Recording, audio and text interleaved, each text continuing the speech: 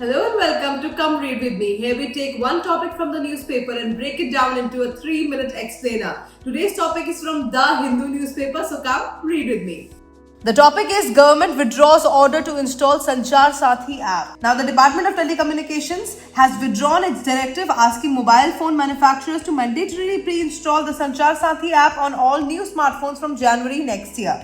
Now this rollback has come after public outrage with many citizens objecting to the idea of the government putting an app on their phones without their explicit consent. Sanchar Sathi, launched earlier, is a telecom safety and user protection platform that helps users track lost or stolen phones, check the number of SIMs issued in their names, and report fraudulent mobile connections as well. Now, the Department of Telecommunications justified the mandate by stating that a spike in app downloads meant users found it useful. However, after criticism from civil society, tech experts, and the opposition, the government clarified that pre-installation will not be mandatory.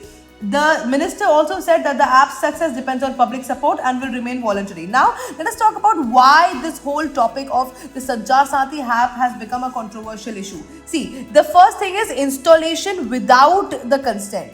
Now, installing the mandate would have placed the government control app on every new smartphone without people's knowledge or choice, raises fears of surveillance. Second is lack of transparency. So there should be transparency also when it comes to publicly released order, and this was not a publicly released order, it was leaked. Third is expanded the government powers. So this was expanding the government powers. The DoT gave itself new powers to regulate telecommunications, identify user entities, TIUE, allowing the government to issue orders in any entity using phone numbers, not just telecom operators. And lastly, it is the data privacy and digital rights debate also. Okay, so activists and experts questioned what data would help, would the app collect, who would have the access to it, could this be a step towards wider monitoring? The backlash was strong enough for the government to withdraw the directive within days. The ministers defended this app by saying 1.5 crore fraudulent mobile connections were disconnected, 26 lakh lost phones were traced. We have only